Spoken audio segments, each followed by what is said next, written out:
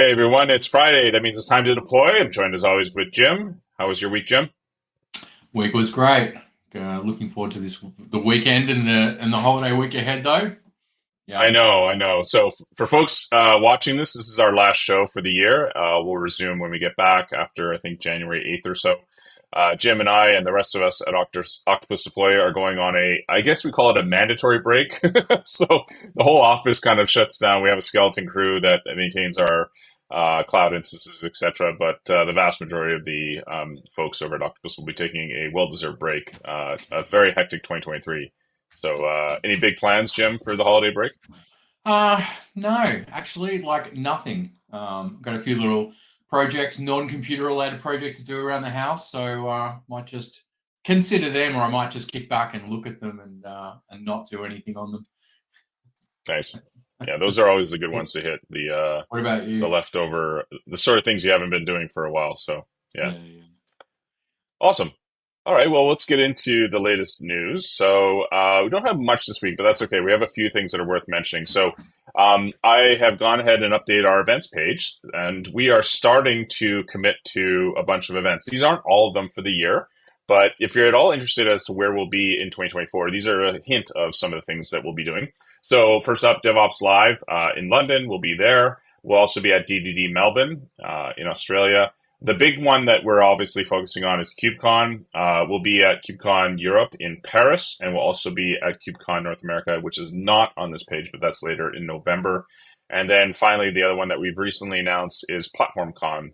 This is from the folks over at Humanitech that do a lot of stuff with platform engineering, and they're running a conference called PlatformCon, and we'll be a part of that. That's an online virtual event. Anyways, these and other events you can find at octopus.com/events. Are you going to be going to DD Melbourne? I certainly am. Had a lot to do with DD Melbourne over Yes. the years. I'm really looking forward to it. This is their comeback special after big COVID lockdowns in Melbourne. We haven't run it for it hasn't been run for a few years, so I'm really looking forward to that. You It's a realize when I really ask great, you these questions, they're teasing. I'm teasing and yeah, teeing these up for you. So there you go. yeah, for sure, yeah. It's such a great All right. event, It's an event that's run by the community. It's not profit. Um, it's a really special thing. That's great. So yeah, I've been trying to keep these things up to date, and we'll be at a lot of these events. So stay tuned for that. We've got a couple of blog posts that we've recently published. This one by Mark Harrison entitled "Using Azure App Config with Octopus." Mark and I did a YouTube video about this. So at the bottom of the page, you'll see a video walkthrough of what these are. But essentially, there are a couple of step templates that are now available in the Octopus library that allow you to access Azure App Config. Azure App Config is a service much like you would see from a secure credential store, where you can do a lookup against a secure managed cloud service. So Azure App Config allows you to store key value pairs, sensitive values, etc., in this remote location. And so what Mark's done is he's created a couple of step templates that are in the community library now that will allow you to not only read but also read and write these values to Azure App Config. So blog post there worth checking out with all the sort of knobs and whistles and buttons to push, etc. And so we put a video up there to check that out. And then there was another blog post which was really popular, written by Andy. This was called "Tis the Week Before Christmas," and we talked about everything we did in 2023. There was a ton of stuff that we did in 2023, and yeah, I was quite impressed by you tend to forget obviously all the stuff that you're working on throughout the year, and then you look at a blog post like this and you remind yourself, oh, that's right, we did do all that. So a lot of stuff around Kubernetes. So I did videos with folks like Kit, and we had videos from Shipped that we hosted to do around Kubernetes stuff. There was a bunch of improvements we added to the product. There was a bunch of blog posts, etc. So lots of stuff there. We added, most notably, the object status check, which is basically a view of all your pods and replica sets, etc. when you do a deployment. Better tentative deployments. This was Ian and friends working on this. Our new tenants dashboard, bulk actions, etc. Reduce manual intervention. So this was a big thing. I think. Did you work on this? Step retries and I timeouts didn't and all work that. on this, but it wasn't the area that I usually work in. Okay. It was yeah, by one of Yep. our So we customer did a lot facing of work teams. around increasing the robustness of deployments. So often, That's right. So sometimes when a customer would execute a deployment, sometimes for a variety of reasons, certain steps wouldn't complete, and so we added capabilities like retries and timeouts. We added stuff at the protocol level for more resiliency at the for technical. OpenID Connect was a massive one and will pave the way for future innovation. So this was Mike Richardson talked a lot about this. Basically, the ability for server-to-server authentication, and this opens up the doorway for a GitHub app and for integration with Azure and other cloud providers as well. Lots of UI changes. But wait, there's more. Lots of stuff that we did on the website. Lots of events that we went to. We did our own virtual event called Shipped. I did a lot of work for that. And then website had tons and tons of innovations. This is a long blog post, but it really Hey, it just does. keeps going, Uh, doesn't it? Yeah. yeah, I know, I know. This was the part that I actually found the most interesting. This is some of the stats that we tried to compile at the end of the year. So this is sort of like the Burger King's millions and millions of hamburgers served type sign. So we had our customers completed 44 million deployments in total, which was awesome. They ran over 600,000 Kubernetes steps each month. We archived over 234 million audit events in cloud with our new audit log archiving feature. We had just shy of 750,000 page views on our blog, which is pretty cool. Our most popular one was checking Kubernetes pod CPU and memory. We ran over 1.1 million build and test jobs while working on Octopus Server. So I think you could probably attest to this, Jim. There's lots of stuff. We use TeamCity for folks who don't Yeah. know as part of our CI. So anything you want to add in here? No, these I haven't actually seen these stats. They're great.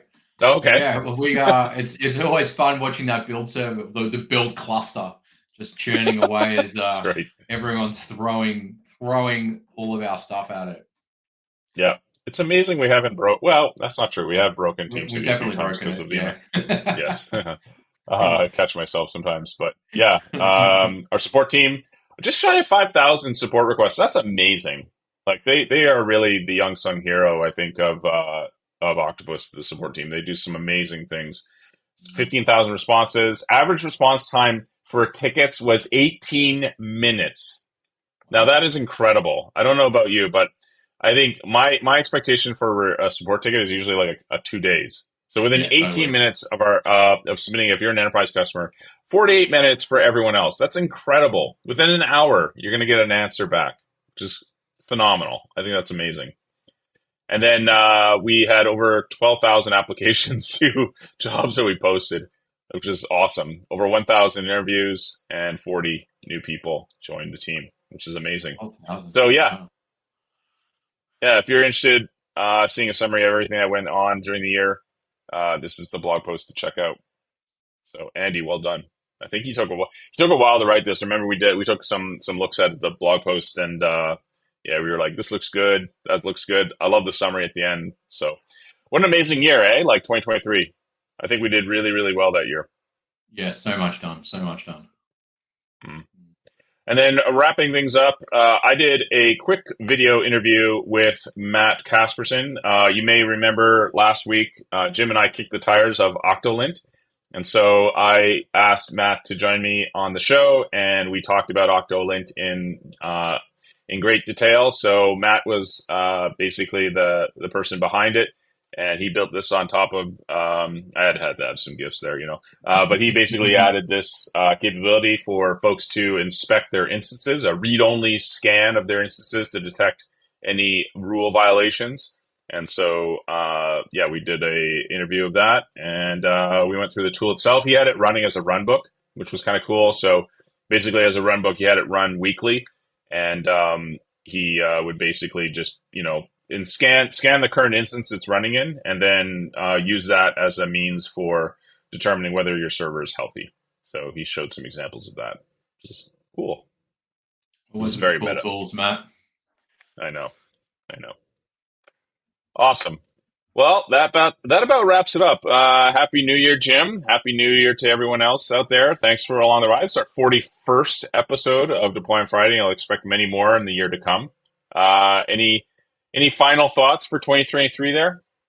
Something profound and deep, I would say, for the holiday You, period. But I'll get you got back to to you say, with what it actually I is. know, Yeah. happy holidays, happy deployments, but it's also what could we expect for 2024? I want to hear the teaser, which is like, wait till you Oh see yeah. how amazing deployments we'll get in 2024. Oh yeah. I mean, we've already teased that a lot, right? Like, wait till you see how many things you can deploy to in 2024. Yeah, and Oh, there you we've got go. some I great like stuff it. happening in Q1. We're Look reaching at out this. to He's swinging people. back and forth in his chair. He's got all the swagger going. I like it. We're gonna have some shootouts. Like, we'll have an old instance of 2023 running against a new instance of Yeah, that'd be 2024, and we'll fun. see how Yeah, fast a shootout. Yeah, and like like the old Apple demos when Steve Jobs would showcase like the old Intel CPU versus the Power Mac or something like that. We'll have to do yeah, something yeah. where see how fast 3, 2, 1, go, and see how fast it goes. Anyway. Love it. So Love it. yeah, anyways, happy New Year, everyone. Merry Christmas, happy Hanukkah, etc., etc. Sorry, I don't know all the holidays. I apologize, but happy holidays to everyone. Thank you for joining us on the show and watching along. And please continue to watch. We'll have a lot more videos available up on our YouTube channel. And if you happen to stumble upon this, feel free to send us a comment if you'd like. Let us know what you'd like us to cover in the new year. Jim and I will certainly take a look at everything. And as always, um, we'll try our best to cover the news as it comes from Octopus. You'll expect a lot of big things from us in 2024. I know that we've already started looking at the plans, and it's looking amazing. But anyways, wrapping things up. Have a safe break, everyone, and we will see you in January 2024. Take care.